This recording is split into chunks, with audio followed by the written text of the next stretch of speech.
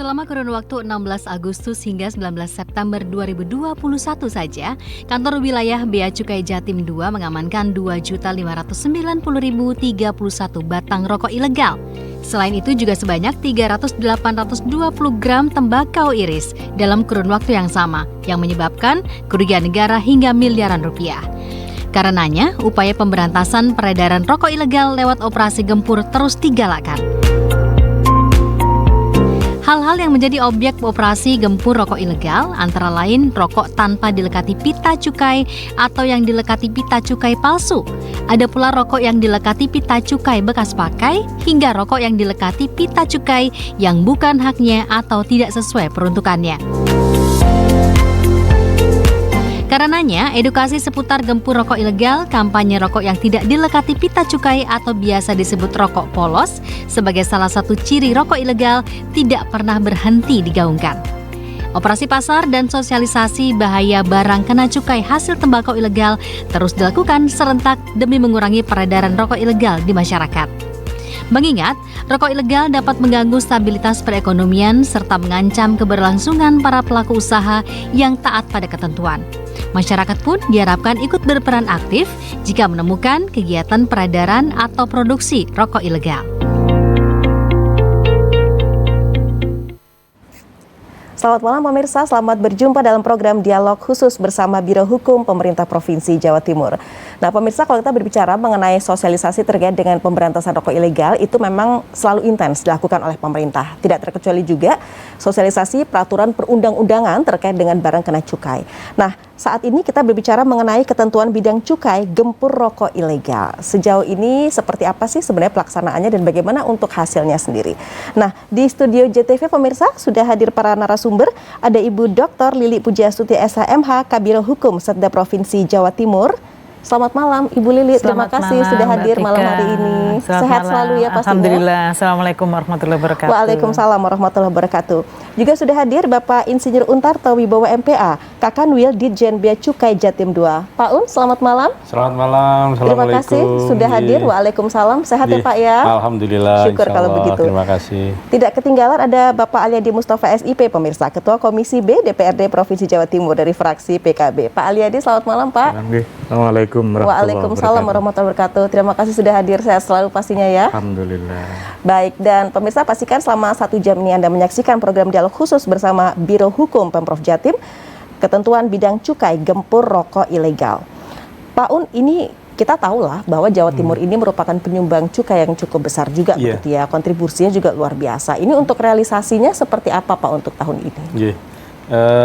Sebelum saya menjawab itu, mungkin saya perlu juga menyampaikan bahwa di Jawa Timur itu terdapat 2 kantor wilayah Direktorat Jenderal Bea dan Cukai. Kantor wilayah 1 yang berkantor di Surabaya, membawahi Surabaya Raya termasuk Pulau Madura dan Pantura, Jawa Timur. Kemudian saya di kantor wilayah Jawa Timur 2 berkantor di Malang. Jadi wilayah kerja saya, wilayah kerja kami itu dari Magetan sampai ke Banyuwangi, 24 kabupaten kota. Oh, oke. Baik. Kalau bicara mengenai target penerimaan untuk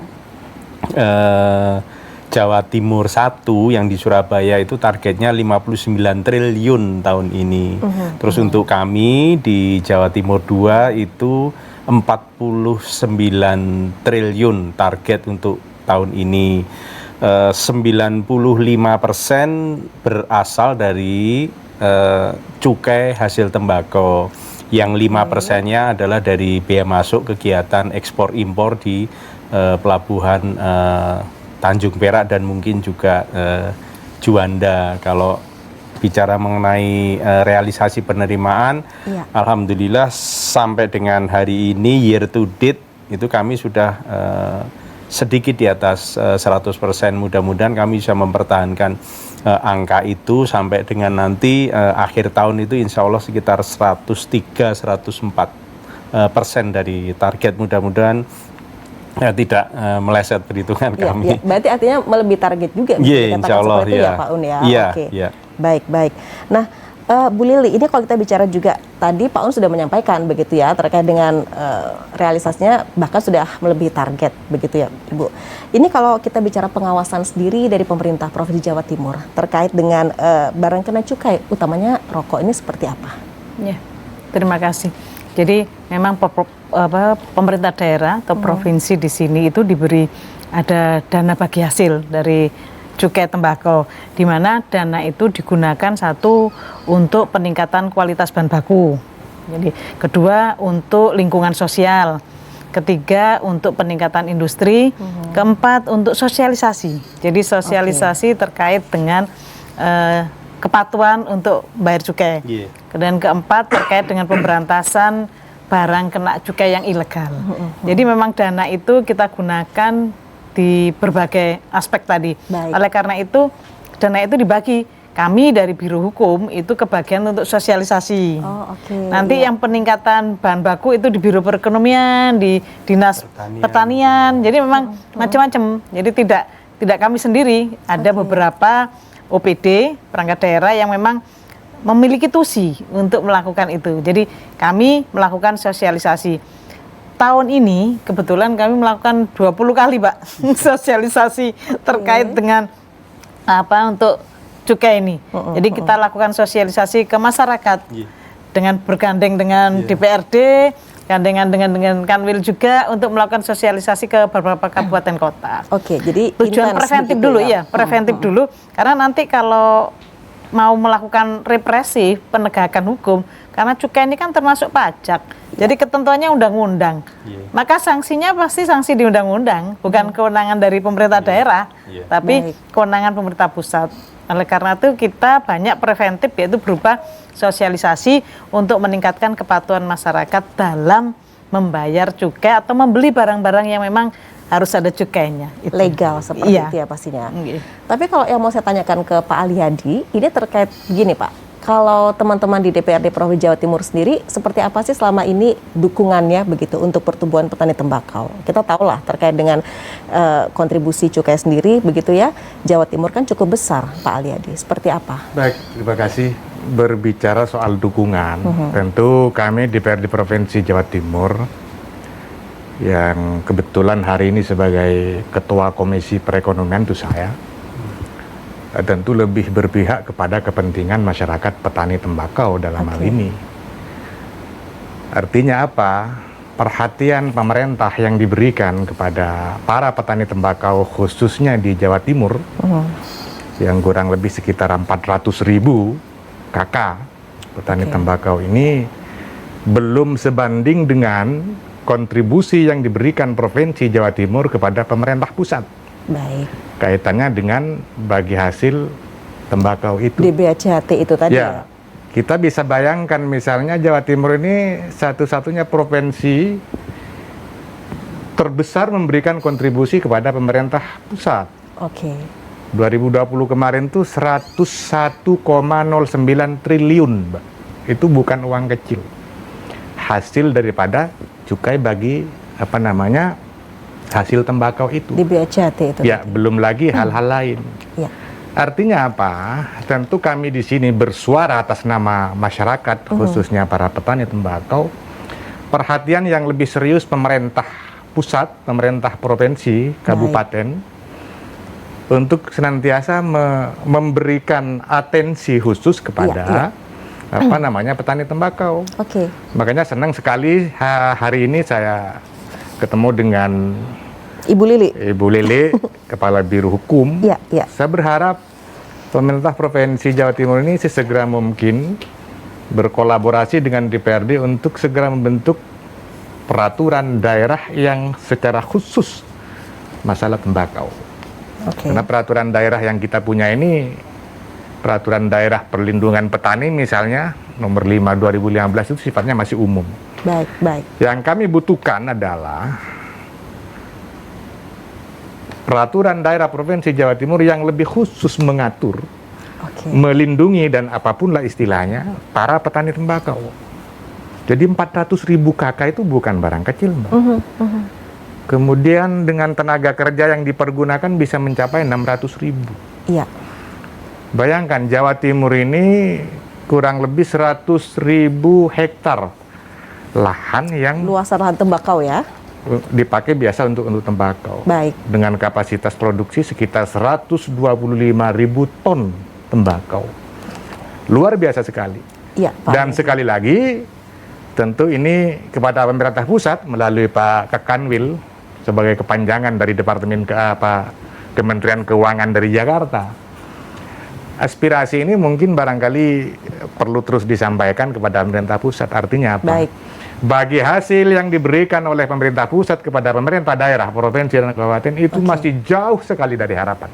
Baik Pak Aliadi, nanti akan kita lanjutkan perbincangan ini. Pemirsa, tetaplah bersama kami. Kami akan kembali usai jeda berikut.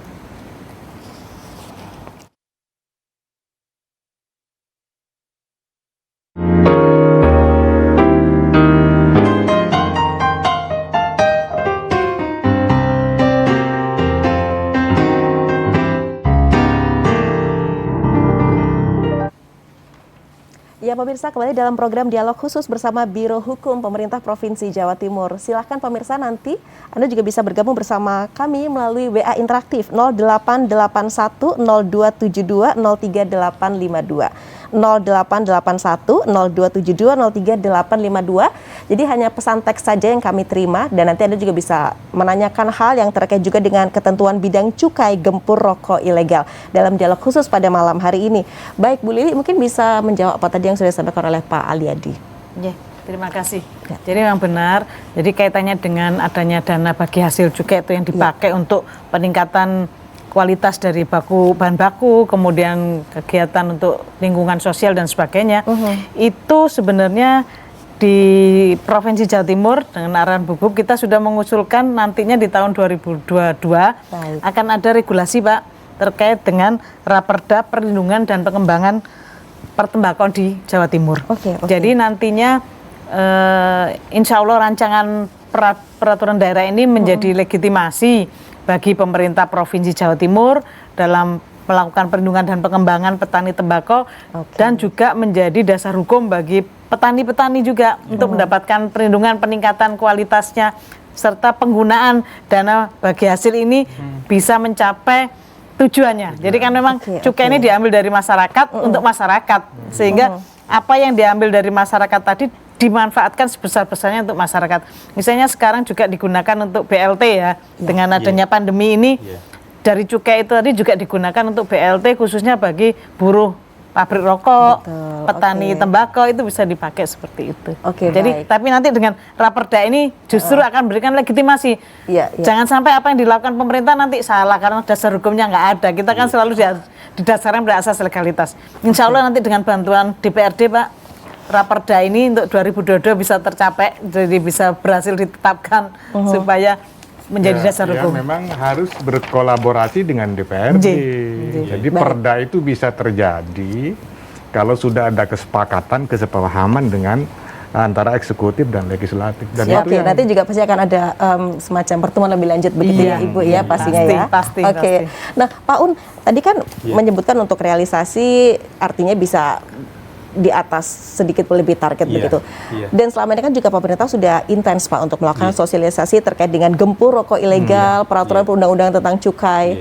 Tapi pertanyaannya, sejalankah itu kemudian dengan peredaran rokok ilegal yang taruhlah begitu ya, mungkin bisa menurun? Atau seperti apa sebenarnya kondisinya Pak saat ini peredaran rokok ilegal, Pak Un? Memang cukup kompleks ya permasalahan ini, jadi tidak linier, artinya tidak sangat sederhana gitu. Memang banyak faktor yang berpengaruh di situ, antara lain misalkan tarif.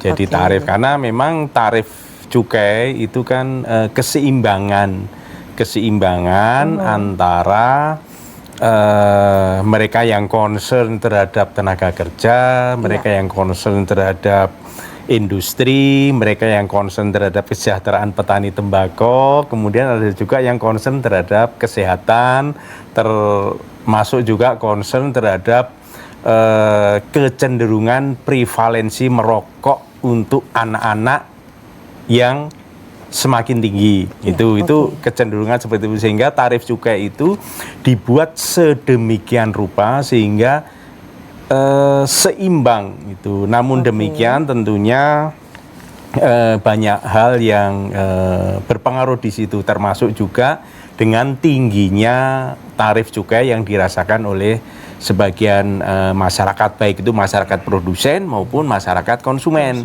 Sehingga biasanya itu kemudian memicu ya munculnya niat, munculnya kesempatan, ada istilah sing penting ngebul begitu, sehingga kemudian memberikan ruang kepada rokok ilegal. Dan perlu kami sampaikan di sini, memang untuk tahun 2021 ini terjadi peningkatan tegahan kami atau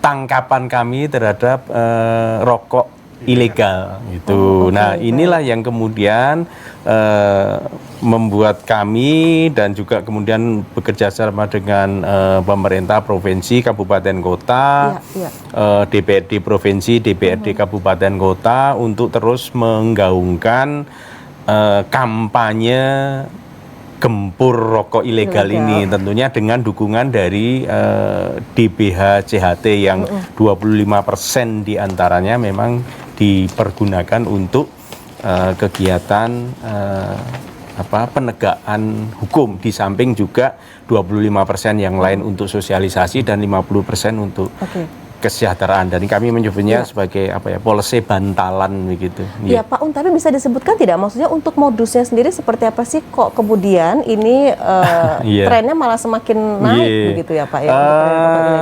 Ada paling tidak 5 modus rokok ilegal, kami menyebutnya begitu. Sebagian besar rokok polos itu. Jadi polos itu memang nggak ada apa-apanya. Jadi nggak ada pita cukainya. Maksudnya ada yang menyebut putihan, ada yang menyebut jiduran. Itu jadi macam-macam di beberapa daerah di Jawa Timur ini istilahnya. Tapi yang pertama adalah polos. Kemudian yang kedua menggunakan pita cukai palsu. Jadi pita cukai betul-betul palsu, jadi fotokopian begitu, itu dilekatkan. Kemudian yang ketiga pita cukai bekas.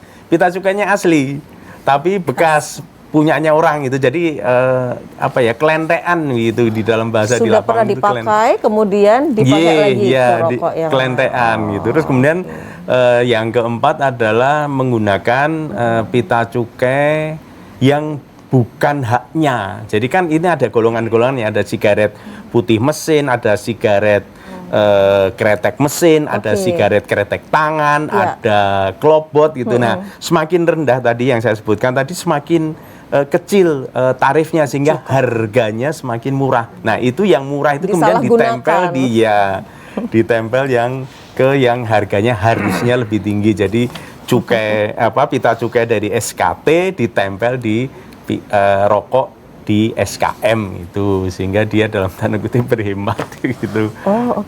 Antara lain itu. Kemudian yang kelima ya bukan punyanya, karena ada namanya personalisasi. Jadi setiap brand, setiap rokok itu memiliki pita cukai yang khas. Jadi dia pesan pita tidak untuk dilekati di produknya, tetapi kemudian dijual kepada orang lain yang tidak memiliki izin. Baik, kalau tadi kan Bapak juga menyatakan ada yang mereka menyalahgunakan untuk kelas dari rokok itu sendiri ya, artinya yang murah kemudian dikatakan mahal. Sebenarnya Pak, ini yang paling mendasar, alur dan ketentuan pembelian cukai ini seperti apa sih Pak? Untuk mendapatkan pita cukai tentunya yang pertama pabrik rokok yang bersangkutan, badan hukum yang bersangkutan harus memiliki izin terlebih dahulu. Memiliki izin namanya NPWBKC. Jadi mereka harus memiliki NPWBKC, nomor pokok pengusaha barang kena cukai. Nah, setelah ada prosedur untuk mendapatkan NPWBKC itu, terus kemudian mereka mengajukan permohonan pita cukai ke kami, ke Direktorat Jenderal Bea dan Cukai, baik itu ke kantor pusat maupun ke kantor pengawasan dan pelayanan.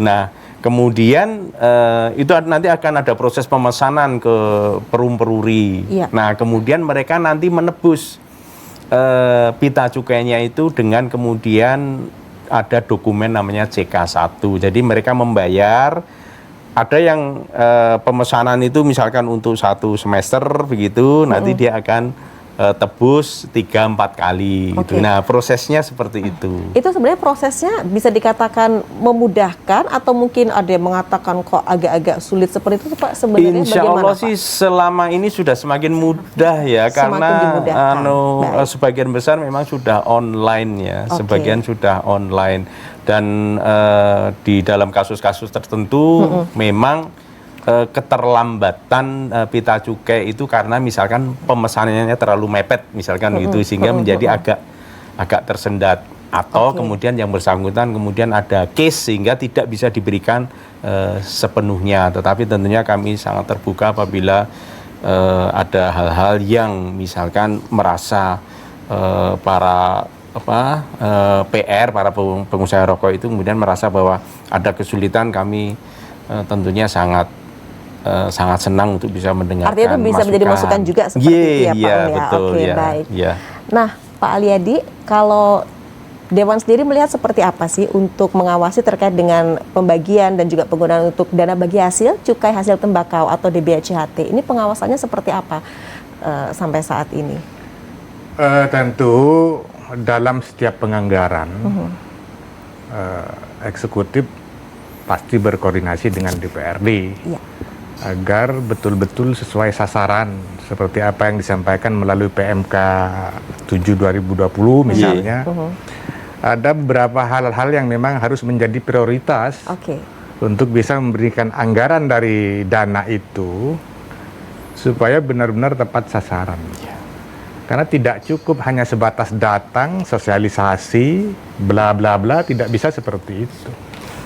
Kaitannya dengan gempur rokok ilegal tentu kita semua bersepakat ya, untuk bisa mengurangi angka itu. Betul. Karena bagaimanapun itu adalah bagian dari pelanggaran yang harus kita atasi, tetapi tidak serta-merta harus selalu memberikan sanksi, tindakan dan sebagainya. Baik. Artinya kita harus datang kepada masyarakat berbicara dari hati ke hati, melalui pendekatan-pendekatan.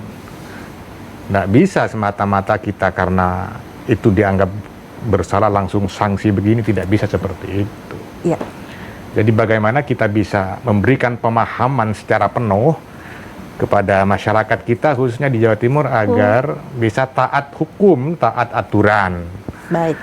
Dan selebihnya dari itu seperti yang saya sampaikan itu tadi, dari kontribusi yang diberikan oleh mereka harus benar-benar bisa dimanfaatkan kembali oleh rakyat, terutama para petani tembakau itu. Baik. Itu yang paling penting seperti itu. Iya. Nanti di segmen selanjutnya kita masih bicara terkait dengan kesejahteraan petani tembakau nih Pak Aliyadi, tapi kita harus break sejenak pemirsa. Di segmen selanjutnya silahkan ya Anda bisa bergabung bersama kami melalui WA interaktif 08810272038852. Kami akan kembali sesaat lagi.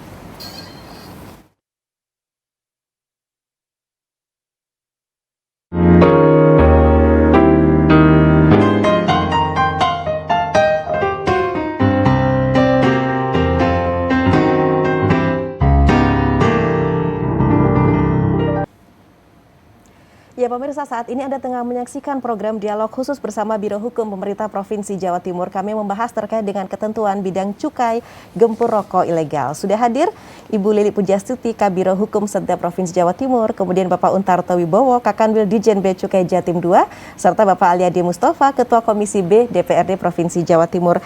Dan di segmen ini juga Anda bisa bergabung ya tentunya bersama WA interaktif pemirsa. Dan hanya pesan teks saja yang kami terima. Untuk nomor WA interaktif bisa Anda ketahui di layar televisi. Pak Aliyadi, ini tentunya terkait dengan kesejahteraan petani tembakau tidak kalah penting ya, agar kemudian bisa sejalan juga dengan penerimaan cukai yang telah diberikan oleh provinsi begitu kepada negara. Nah, ini terkait dengan pelaksanaan Perda Perlindungan Tembakau. Seperti apa untuk Jawa Timur ini, Pak? Ya, seperti tadi Bu Lili sampaikan, tentu kami sangat mengharapkan itu dan DPRD siap.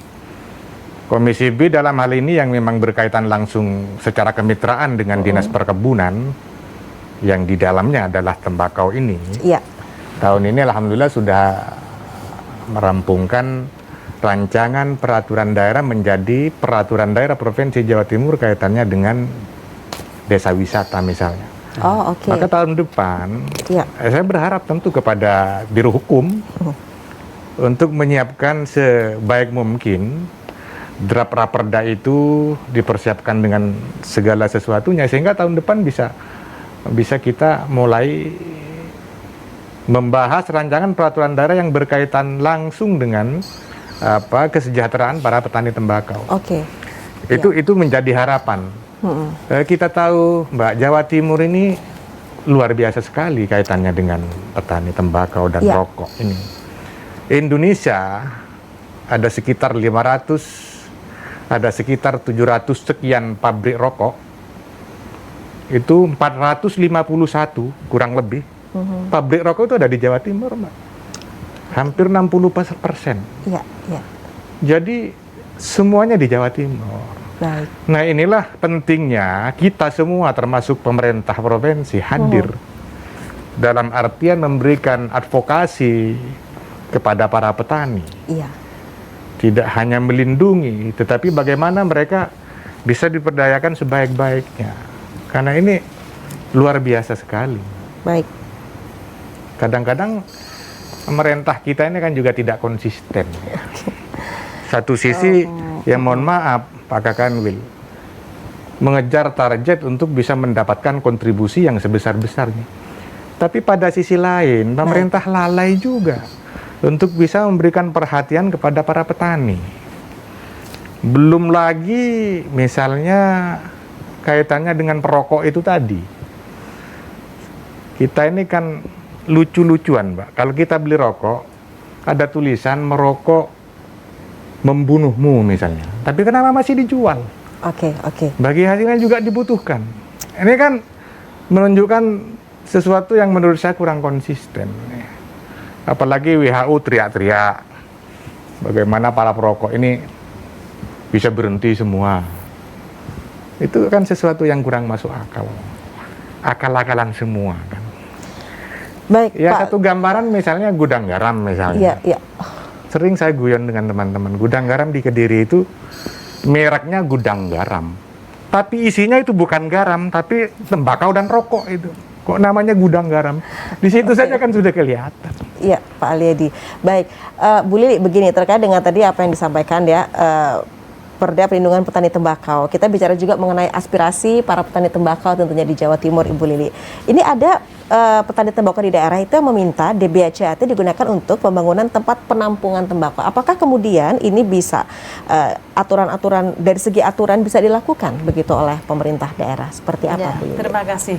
Oleh karena itu kan begini, makanya mau dibuat regulasi, perda terutama nantinya di situ untuk melegitimasi penggunaan dana itu untuk apa saja. Itu tadi loh. Karena selama ini kan memang sesuai dengan peraturan untuk ini, tapi di daerah masing-masing kabupaten kota itu belum ada, regulasinya belum ada sama sekali. Nah, disinilah Jawa Timur akan menyusun raperda terkait dengan pelindungan, bukan perlindungan, pelindungan itu masuk pemberdayaan juga Termasuk semuanya. Jadi itu luasnya lebih lengkap lah, lebih luas ya.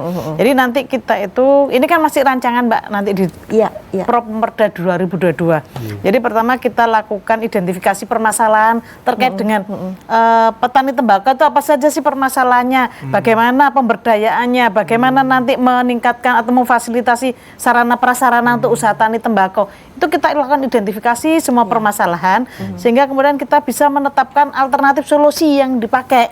Nah, alternatif solusi inilah yang kemudian digunakan atau dimasukkan dalam wewenangnya pemerintah provinsi, kabupaten kota apa? Karena kita tahu bahwa setiap tindakan pemerintah itu harus ada dasar hukumnya, ada kewenangannya. Nah, inilah dituangkan. Nantinya wewenang itu akan menjadi diikuti dengan tanggung jawab. Jadi kalau kita punya wewenang pasti diikuti dengan tanggung jawab. Oleh karena itu nanti memang apa yang disampaikan Pak Aliadi tadi penting, perda ini, regulasi ini penting untuk menjadi guidance, pedoman supaya nanti penggunaan dana bagi hasil itu tidak kemana-mana, fokus pada tujuannya tadi gitu loh. Bukan hanya itu sebenarnya Bu Lili, tetapi yang menjadi harapan masyarakat petani tembakau, sebagaimana kita tahu mereka ini selalu dalam posisi rugi ya. Harga tembakau yang begitu murah. Nah, ini juga kalau ada regulasi, payung hukum bagaimana bisa mengatur tata niaganya yang hari ini begitu panjang luar biasa, sehingga banyak orang yang berkesempatan mencari keuntungan di situ. Ujung-ujungnya yang menjadi korban adalah masyarakat petani tembakau juga. Artinya nanti itu juga akan bisa jadi menjadi salah jadi satu makanya tadi rumusan pertama ya, Ibu, kita lakukan identifikasi permasalahan terkait dengan usaha tani tembakau itu. Kedua kita lakukan legal baseline.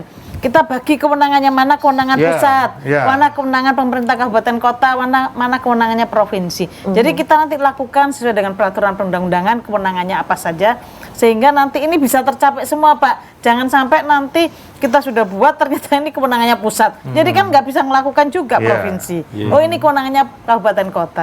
Jadi insya Allah tahun depan dengan dukungan nanti dengan mungkin dari DPRD Pak ya, karena kita kerja bareng, kita lakukan itu. Identifikasi masalah, legal baseline terkait dengan peraturan 2022 ya.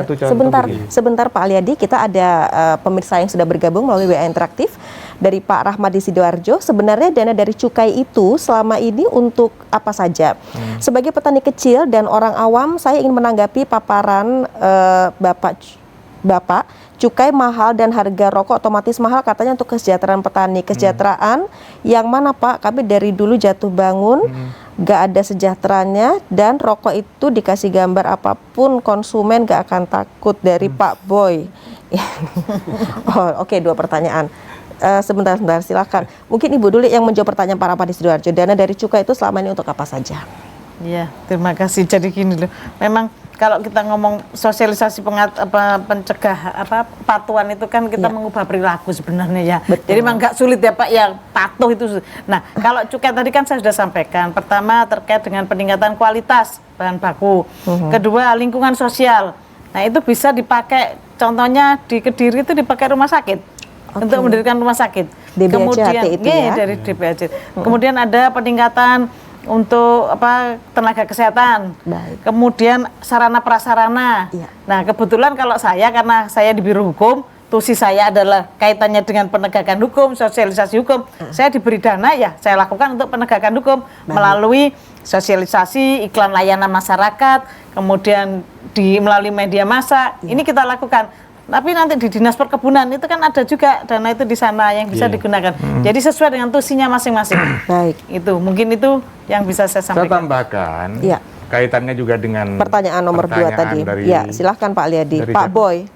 Dari Pak Boy. Seperti yang saya sampaikan tadi, saya sepakat sekali Pak Boy. Pak Boy artinya kontribusi yang diberikan oleh petani tembakau kepada negara ini juga harus seimbang dengan kesejahteraan para petani itu tadi. Seperti yang saya sampaikan tadi di awal itu, Mbak. Ini kan kadang-kadang kita nggak masuk akal juga. Dari bagi hasil ini, malah dana ini dimanfaatkan kepada hal-hal lain. Misalnya di soal kesehatan, saya bukan tidak setuju itu, tetapi menurut saya dana bagi hasil dari hasil tembakau ini sebesar-besarnya harus bisa dimanfaatkan kepada kepentingan petani tembakau, baru sisanya kepada yang lain. Ini yang selama ini yang teriak-teriak misalnya kesehatan, anti rokok, tetapi uangnya dia yang make, kan lucu ini. Uang dari hasil tembakau ini kesehatan yang make, orangnya berteriak-teriak jangan merokok, anti merokok, uangnya mau. Nggak bisa begitu.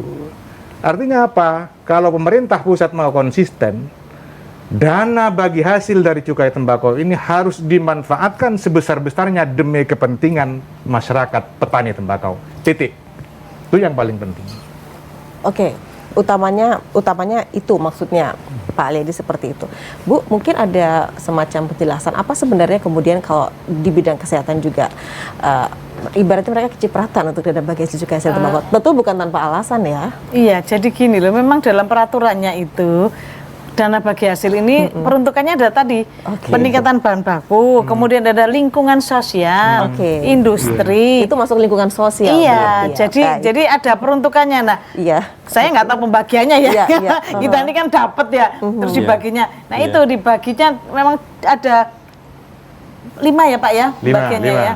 Jadi ada lingkungan sosial. itu ya Pak. Jadi dari saya sepakat itu, tetapi mohon maaf, maksud saya Ini kita perlu mengutamakan hal-hal yang lebih utama kaitannya dengan petani tembakau. Itu dulu yang diutamakan, baru yang lain. Baik. Saya rasa begitu, Bu. Satu contoh, Dinas Perkebunan Provinsi Jawa Timur yang memang kebetulan mitra saya, Komisi B, perlu masyarakat Jawa Timur tahu, dari 100.000 hektar lahan pertanian tembakau di Jawa Timur, bayangkan, tahun ini hanya bisa mensubsidi pupuk di kisaran 5.000 hektar. Oke. Loh, kapan ini selesainya dari 100.000? Setiap tahun hanya bisa mensubsidi 5.000 hektar. Baik. Ini kan butuh waktu 20 tahun. Oke. Nah, terus bagaimana? Kapan pemerintah ini hadir untuk senantiasa membela para petani tembakau ini? Baik, Pak Aliadi. Kalau hanya di DPR yang berteriak-teriak, bikin peraturan daerah, tetapi tidak ada itikat baik dari pemerintah pusat maupun provinsi, kabupaten kota, ya percuma juga. Mudah-mudahan di pembahasan tahun 2022 ya Ibu Lili ya, Insya Allah, ini bisa nanti bisa diakomodir oleh teman-teman pemerintah Provinsi Jawa Timur. Ya, pemirsa masih ada beberapa pertanyaan dari pemirsa, tapi sesaat lagi nanti akan kami sampaikan dan akan ditanggapi oleh para narasumber. Kami harus jeda sejenak, tetaplah bersama kami pemirsa, kami akan kembali sesaat lagi.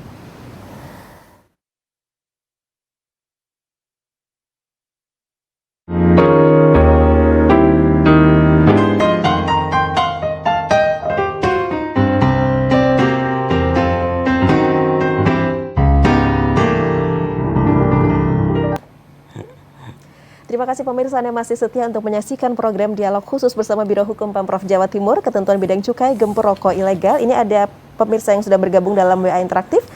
Mohon maaf nanya, kenapa harus digempur? Apa nggak lebih baik mereka yang bikin rokok ilegal itu didata, dibina, dan dibuatkan izin, terus dikawal, cari pita cukai, biar maju dan bisa merekrut tenaga kerja dari Pak Kasri di Trenggalek. Pak Un, silakan Pak untuk menanggapi ini Pak. Matur nuwun, terima kasih. Dari Pak siapa?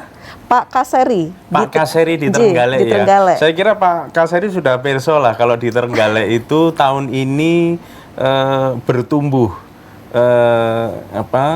industri rokok golongan 3 gitu. Itu bertumbuh, jadi Trenggalek, Tulungagung, Blitar itu termasuk yang tumbuhnya cukup besar. Jadi ya sekitar 6.000 pegawai selama pandemi ini, luar biasa. Jadi itulah yang kami lakukan selama ini, sosialisasi lah. Kalau istilah gempur tadi itu sebetulnya lebih kami pakai untuk internal kami supaya kami lebih semangat. Tapi kegiatan yang kami lakukan adalah termasuk sosialisasi, kami merangkul mereka yang istilah itu yang dipakai, Pak.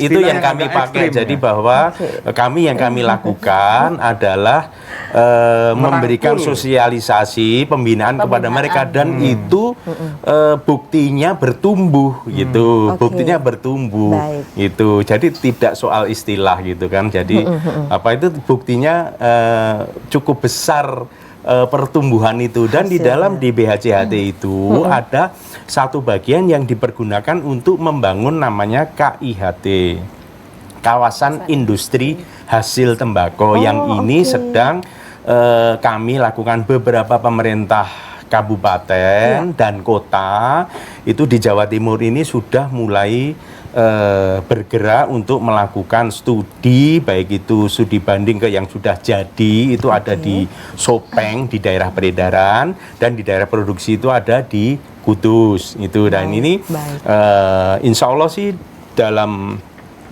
mungkin kalau tahun ini nampaknya belum, tetapi belum wujud gitu. Insya Allah sih tahun depan bisa kawasan industri hasil tembakau itu untuk menampung mereka yang tadi disampaikan oleh Pak Kaseri itu.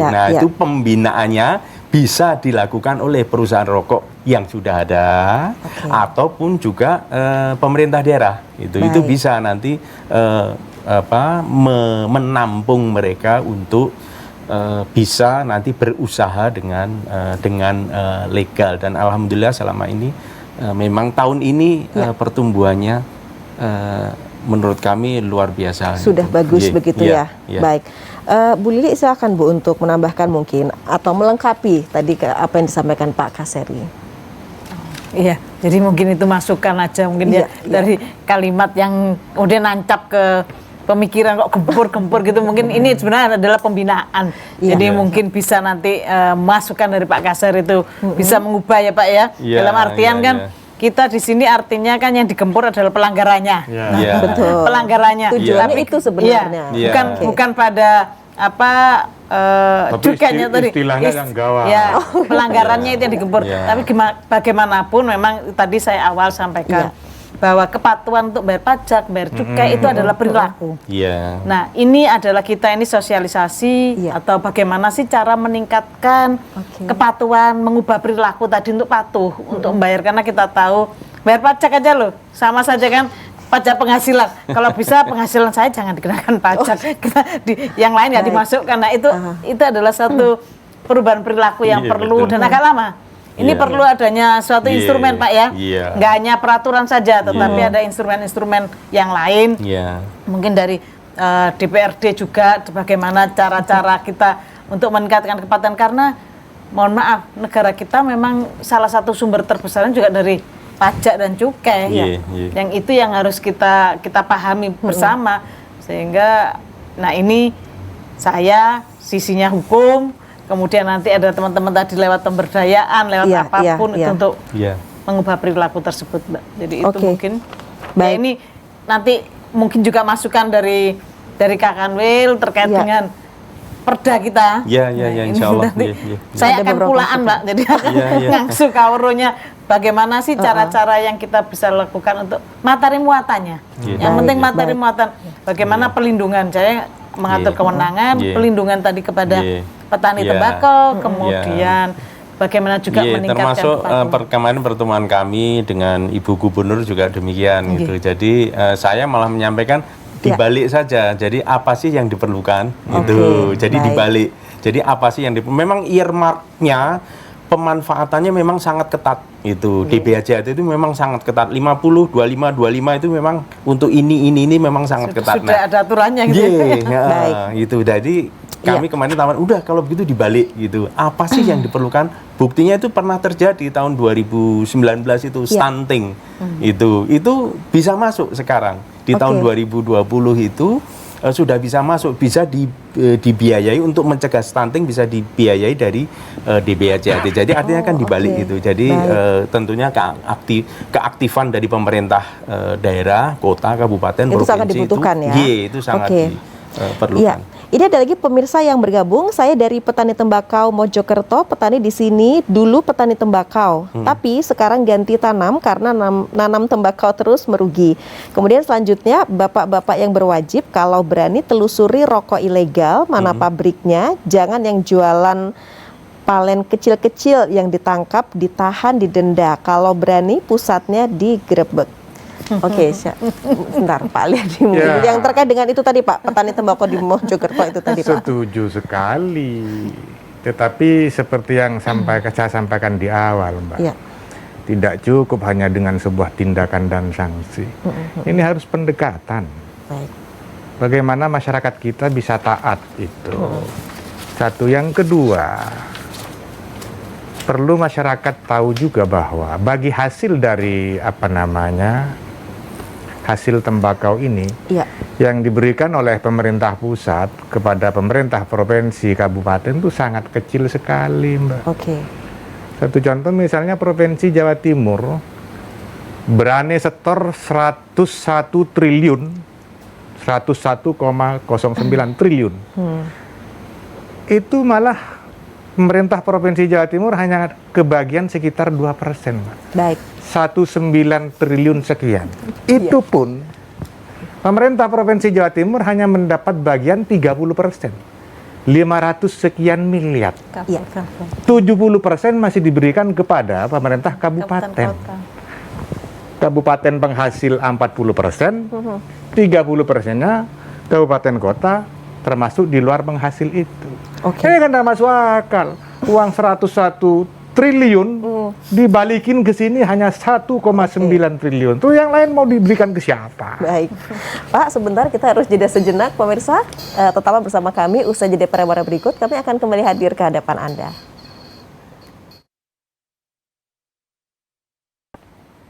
Ya pemirsa, dialog khusus bersama Biro Hukum Pemerintah Provinsi Jawa Timur, ketentuan bidang cukai gempur rokok ilegal. Ini ada satu penelpon terakhir dalam dialog khusus malam hari ini. Satu pemirsa yang memberikan melalui WA interaktif. Bapak Ibu, ini terkait petani sampai usia saya 60 tahun belum ada ceritanya waktu panen harga naik pasti turun. Sebaliknya belum ada ceritanya hasil produksi pabrik itu turun selalu naik. Apapun kebijakan pemerintah, rakyat jadi korban. Maaf, terima kasih. Baik Pak Aliadi dulu mungkin di segmen terakhir ini Pak, kita sudah sampai segmen terakhir. Seperti apa menanggapi ini dan apa yang mau disampaikan? Silahkan singkat saja. Baik, itu sebenarnya jeritan rakyat itu umum terjadi di mana-mana. Itu yang mewakili. Dan fakta di lapangan memang seperti itu. Artinya apa? Sekali lagi pada forum ini, saya mengajak kepada semua untuk senantiasa memberikan perhatian yang serius kepada para petani tembakau ini. Artinya keluhan-keluhan seperti itu pasti muncul di mana-mana. Masyarakat petani tembakau kita belum merasakan satu keuntungan yang luar biasa. Misalnya setiap panen mesti harga tembakaunya murah. Nah ini yang perlu diatur sehingga tata niaga yang begitu panjang itu bisa dipotong, disederhanakan, dan ujung-ujungnya adalah bisa memberikan jaminan harga yang terjangkau kepada para petani. Itu harus ada. Kemudian 1 tahun terakhir saya pernah usul juga, pemerintah Provinsi Jawa Timur ini, Bu Lili, mestinya punya badan usaha milik daerah BUMD yang menangani khusus soal tembakau, penampungan tembakau, semacam bulog lah kira-kira seperti itu. Sehingga petani kita, petani tembakau masyarakat kita ini bisa menampung. Dan pemerintah hadir di situ untuk melindungi harganya itu tadi, Mbak. Ini menjadi harapan saya. Baik, Pak Aliadi. Selanjutnya ke Pak Un, silakan. Terima kasih. Tentunya di dalam kesempatan yang baik ini juga saya sekali lagi sesuai dengan tugas dan fungsi saya di dalam hal ini mewakili pemerintah pusat yang di Provinsi Jawa Timur ini tentunya berharap bahwa masyarakat untuk kemudian mulai sadar, baik itu masyarakat mereka produsen maupun konsumen, untuk mengurangi semaksimal mungkin rokok ilegal itu. Untuk hilang sama sekali saya kira sulit dan mungkin tidak mungkin itu, tetapi tentunya ya mengurangi sampai sekecil mungkin, karena tentunya itu akan nanti pada akhirnya itu nanti akan berdampak juga pada kesejahteraan rakyat, termasuk juga kesejahteraan rakyat para petani tembakau itu, karena dari hasil produk yang legal itulah yang nanti akan mendapatkan penerimaan negara yang nanti akan kembali kepada petani. Tentunya ada hal-hal yang perlu kita perbaiki di dalam prakteknya, itu satu hal yang memang wajib kita lakukan. Tetapi komitmen kami adalah bagaimana kami membantu terwujudnya kesejahteraan rakyat. Saya kira demikian. Baik Pak Utarto. Ibu Lili, silahkan Ibu. Terima kasih. Terima kasih Pak, siapa tadi yang berikan masukannya itu ya. Jadi begini, memang selama ini belum ada peraturan pelaksana terkait dengan penggunaan dana bagi hasil. Jadi detailnya nggak ada. Jadi ada banyak kabupaten kota yang menggunakan dana bagi hasil itu untuk bikin perda tentang ruang tanpa rokok. Ya, jadi kawasan tanpa rokok. Jadi semua kabupaten kota hampir dipakai itu dananya. Nah, mungkin nanti mohon doanya Pak, Provinsi Jawa Timur akan menyusun perda ini, di mana perda ini nanti menjadi dasar bagi Provinsi Jawa Timur, khususnya juga kabupaten kota yang ada di Jawa Timur. Syukur-syukur nanti bisa juga menjadi studi bandingnya dari provinsi lain. Kebetulan sama kayak COVID itu juga Jawa Timur ini duluan bikin perdanya, gitu loh. Se-Indonesia ini duluan. Jadi ini mungkin dibuat dulu, kemudian nanti akan digunakan sebagai legitimasi untuk tadi yang menangani permasalahan yang Bapak sampaikan tadi supaya itu tidak terjadi lagi. Ada target, semoga aja. Ada target rancangan peraturan daerah itu harus ditarget secepat mungkin. Mudah-mudahan secepatnya ya bisa terrealisasi untuk khususnya pelindungan begitu ya kepada khususnya para petani tembakau dan masyarakat. Ibu Lili terima kasih, Pak Yadi terima kasih, Pak Antato juga terima kasih. Pemirsa, sampai di sini kebersamaan kita dalam program Dialog Khusus yang dipersembahkan oleh Biro Hukum Pemerintah Provinsi Jawa Timur. Saya Tika Subandi, pemirsa, selamat malam, sampai jumpa.